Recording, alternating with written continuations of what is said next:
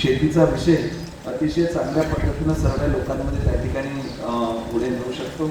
आत्ता ह्या ठिकाणी नवउद्योजक सन्मान्य अविनाशजी राठी यांनी अतिशय चांगल्या पद्धतीने की उद्योग क्षेत्रामध्ये देखील जैविक शेतीशी निगडीत कशा पद्धतीनं काम चालू आहे आणि भविष्यात कुठल्या पद्धतीचे बदल घडणार आहेत, वातावरणात कसे बदल घडणार आहेत, लोकांच्या मागणीमध्ये कसे बदल घडणार आहेत आणि त्या मागणीनुसार आपला पुरवठा विशेष करून आपल्या शेतकरी बांधवांनी तयार करणारं पीक आणि हे पीक तयार करत असताना त्याला येणाऱ्या अडचणी हे सर्व विषय आपण सर्वांनी जर का समजून घेतले तर निश्चितपणे येणाऱ्या कुठल्याही संकटावर आपण चांगल्या पद्धतीने त्या ठिकाणी त्याचा सामना करू शकू किंवा त्याच्यावर मात करू शकू. अनेक वेगवेगळे विषय आहे सर्व करत असताना की शेतकरी अजून देखील आपल्या भागातला विशेष करून महाराष्ट्रातला म्हणा आणि त्यातही विदर्भातला पाहिजे त्या प्रमाणात त्या ठिकाणी विकसित होऊ शकला नाही. त्याला अनेक पैलू आहेत आणि विशेष करून अवकाळी येणारा पाऊस किंवा दुष्काळ हे त्यातले मेजर पैलू आहेत. त्या सर्व गोष्टीवर त्याच्यावरती मात करून नंतर असणाऱ्या शासकीय योजना त्याचा फायदा पोहोचवून असलेल्या शासकीय योजनांमध्ये बदल करून बदल घडवून नवीन कुठल्या पद्धतीने आपण ह्या क्षेत्रामध्ये पुढे जाऊ शकतो याच्या वेगवेगळ्या विषयावर आजच्या ह्या कार्यशाळांमध्ये मार्गदर्शन करण्याकरिता अनेक तज्ज्ञ मंडळी या ठिकाणी आलेली आहेत. कृषी विद्यापीठांच्या कुलगुरूंचं मी मनापासून आभार मानतो की तसं पाहिलं तर मराठवाड्यापासून मी आज त्यातले आपला सांगितलं की एक महत्वाचा विषय असताना देखील आपण या ठिकाणी आम्हाला प्रायोरिटी दिली आणि साहेब अतिशय आमच्या जिल्ह्याला याची नितांत गरज आहे.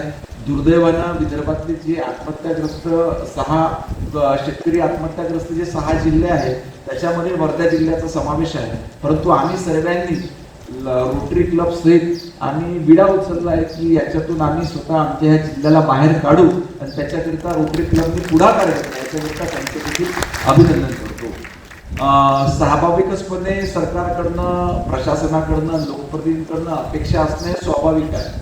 परंतु आमच्यातले काही लोकप्रतिनिधी असे आहेत की जो काही सकारात्मक प्रस्ताव आमच्याकडे शासनाकडे प्रशासनाकडे किंवा आमच्याकडे येईल तर आम्ही प्रत्येक वेळेस त्या प्रस्तावाला प्रोत्साहन देण्याचं किंवा तो प्रस्ताव मंजूर करण्याचं काम त्या ठिकाणी करत असतो. पण त्याच पद्धतीने इम्प्लिमेंटेशन करणाऱ्या एजन्सीचं काम प्रशासनातले काही अधिकारी आणि त्याच्यावर विश्वास ठेवणारे काही आपले समाजातले शेतकरी हे त्याची सांगड घालणं देखील अतिशय महत्वाचं असते. अनेक वेळेस वेगवेगळ्या गोष्टी या शेतकऱ्यांसमोर येत असतात. अनेक वेळेस तो भावनिक होऊन त्या पद्धतीचा स्वीकार करतो आणि नंतर असं लक्षात येते की स्वीकार झाल्यानंतर ती पद्धत तशी नव्हती किंवा ती आपल्या परिस्थितीमध्ये आपल्या भागामध्ये आपल्या भौगोलिक परिस्थितीमध्ये आपल्या वातावरणामध्ये ती सुटेबल नव्हती आणि त्याच्यामध्ये अनेक वेळेस शेतकऱ्यांचं नुकसान देखील होते आणि प्रचंड फ्रस्ट्रेशन मध्ये मग त्यावेळेस शेतकरी जात असतो. म्हणून ह्या सर्व गोष्टींचा समतोल साधून त्याच्यामध्ये सामाजिक संस्था शासन प्रशासन त्या क्षेत्रातली तज्ज्ञ मंडळी यांचे एकत्रित व्यासपीठ तयार करण्याचं काम आज या ठिकाणी रोटरी क्लब ऑफ गांधी सिटीच्या माध्यमातून झालं. याच्याकरिता देखील त्यांचं अभिनंदन करतो. आपणास सांगताना आनंद होतो की मी पालकमंत्री झाल्यानंतर बंदोरे मॅडम आपण दुसऱ्याच महिन्यात आपल्या जिल्ह्यातले 264 शेतकरी हे बारामतीच्या केव्हीके मध्ये पाठवले. त्या शेतकऱ्यांसोबत आपली कार्यशाळा त्या ठिकाणी झाली. त्याच्यानंतर जैन प्रकल्प जो एक जळगावला आहे त्या ठिकाणी देखील त्यांनी भेट दिली.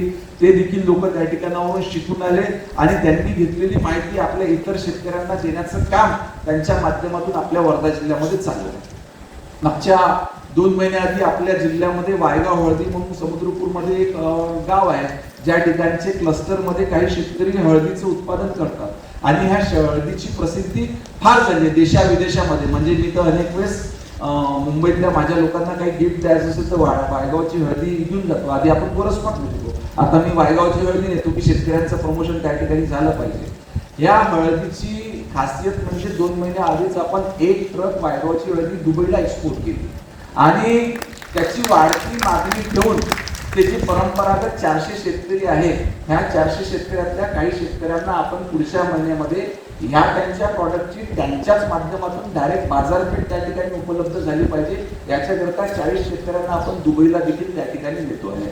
म्हणजे आपला शेतकरी हा कुठेही कमी पडू नये याचा प्रयत्न आजच्या माध्यमातून देखील निश्चितपणे सुरू आहे. आणि या ठिकाणी देशाचे पंतप्रधान सन्मान्य नरेंद्र मोदीजी असो किंवा राज्याचे मुख्यमंत्री सन्मान्य देवेंद्रजी फडणवीस असो यांचा देखील नेहमी शेतकरी हा केंद्रबिंदू मानून वेगवेगळ्या योजना करण्याचा प्रयत्न त्या ठिकाणी असतो. परंतु राजकारणामध्ये अनेक गोष्टी येतात, मग हे केलं का, मग ते नाही केलं, ते केलं तर तसं केलं. माझी आपल्या सर्वांना विनंती आहे की त्या ठिकाणी कुणी कुठल्या पदावर असो, परंतु आपल्याला काय हवं असतं आणि आपण कुठली पद्धती अवलंबवली तर आपली शेती चांगल्या पद्धतीनं होऊ शकते, याचा विचार शेतकऱ्याने अधिक सकारात्मक पद्धतीने करणं आवश्यक आहे. मी आज पाहतो की अनेक युवा शेतकरी आहेत की जे वेगवेगळ्या पद्धतीची इनोव्हेशन्स करून अतिशय चांगल्या पद्धतीची शेती त्या ठिकाणी करतात. माझं स्वतःच्या घरी उदाहरण आहे. माझा स्वतःचा सख्खा मामे भाऊ जो MBA झाला, परंतु पहिले डॉक्टर झाला, मग MBA केलं, नंतर शेती करतोय, कारण माझा मामा शेती करायचा. मोठी 100-125 एकर शेती आहे. याच्यातली काही मंडळी ओळखतात. फक्त कोरडवाहू शेती असताना देखील दरवर्षी 80 ते 90 लाखाचं सोयाबीनचं आणि कापसाचं पीक तो काढतो, म्हणजे काढतोच. अशा पद्धतीचे अनेक शेतकरी, अनेक मुलं मी त्या ठिकाणी बघतो की जे अतिशय उत्कृष्टपणे या ठिकाणी जबाबदारी काम सांभाळत असतात. शेतीसोबतच आपण त्याच्याशी निगडीत असलेले काही पूरक उद्योग सुरू करू शकतो का? आता मी पूर्ण राज्याचा मंत्री झाल्यामुळे वेगवेगळ्या भागात जाण्याचा योग त्या ठिकाणी येत असतो. मागच्या आठवड्यामध्ये जेव्हा कोल्हापूरला गेलो होतो, तर कोल्हापूरला एक सहकारी विभागाची मी छोटी बैठक लावली. त्या बैठकीमध्ये लक्षात आलं, जी बैठक मला फक्त 400 ते 500 गट सचिवांची अपेक्षित होते, त्या ठिकाणी 1400 गट सचिव आले.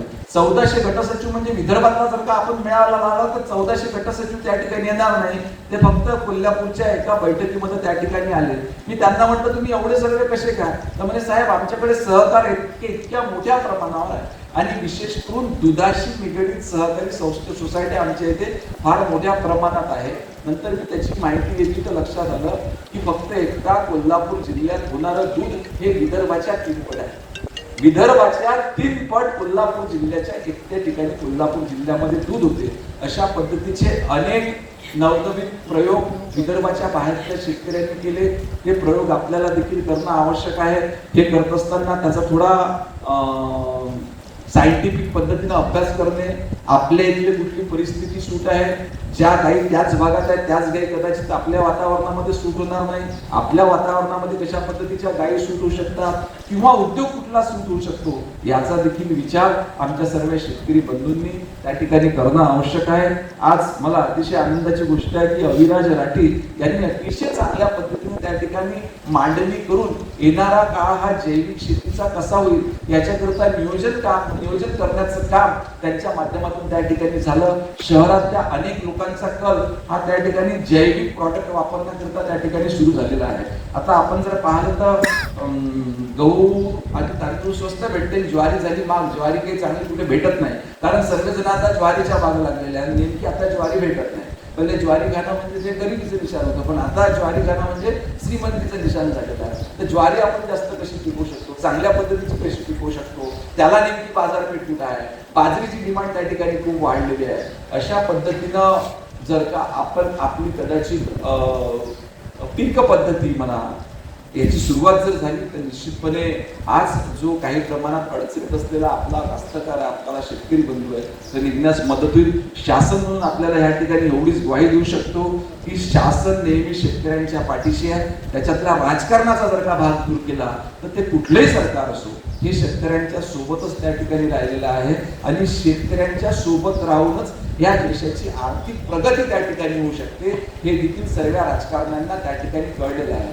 म्हणून माझं आजच्या या कार्यशाळेच्या अनुषंगानं, या कार्यशाळेच्या माध्यमातून आपल्या सर्वांना विनंती राहील की ह्या ठिकाणी पुढाकार घेणाऱ्या सामाजिक संस्था, प्रशासनातली मंडळी देखील बसलेली आहे आणि जो आमचा खरोखर शेतात काम करणारा बळीराजा आहे त्याचे देखील प्रतिनिधी ह्या ठिकाणी बसलेले आहेत. निश्चितपणे आपल्या सर्वांच्या समन्वयाच्या माध्यमातून येणारा काळ जैविक शेतीच्या माध्यमातून आपण जगामध्ये 1 नंबर ठरू अशी ग्वाही मी आपणास देतो आणि माझे 2 शब्द संपवतो. धन्यवाद.